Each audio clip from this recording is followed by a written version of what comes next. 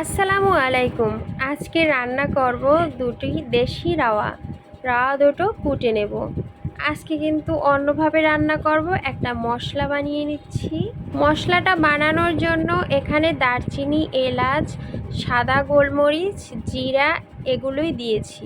এগুলো টেলে এখন শিল পাটায় গুঁড়ি করে নেব। ওদিকে রান্নার জন্য একটা কড়াই দিয়ে তার ভিতর তেল দিয়ে এর ভিতর লবণ আর পেঁয়াজ কুচি দিয়ে একটু ভেজে নেব। আর এখানে ব্লেন্ডার করা মশলা, আদা আর রসুনের পেস্ট 2 চামচের মতন দিয়ে দিলাম। এখানে জাস্ট 2 চামচ দিলেই হবে। আর 1 চামচ হলুদের গুঁড়ি, 1.5 চামচ মরিচের গুঁড়ি।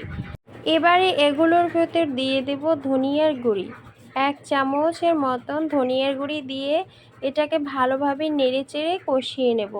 ওদিকে 1 হাঁড়ি গরম পানি রেখেছি।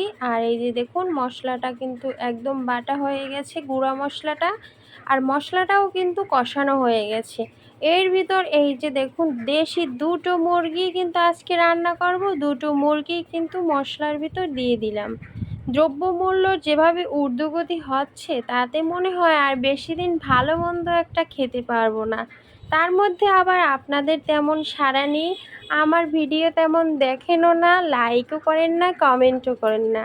এত কষ্ট করে ভিডিও দেই, হয়তো আপনাদের পছন্দ হয় না।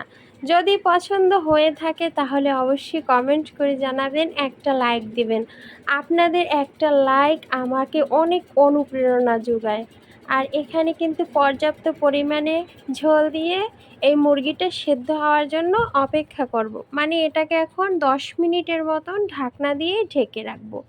যে কোনো রান্না চুলোয় রান্না করলেই কিন্তু মজাদার হয়। আমি বলতে চাচ্ছি মাটির চুলোর কথা। মাটির চুলোর রান্নার স্বাদই কিন্তু আলাদা। তবে এটা কিন্তু গ্যাসের চুলায় রান্না করা মুরগি। আমার ভিডিওর কোনো অংশ যদি আপনাদের ভালো লেগে থাকে তাহলে আমার চ্যানেলটিকে অবশ্যই সাবস্ক্রাইব করে আমার পাশে থাকবেন। আল্লাহ হাফেজ।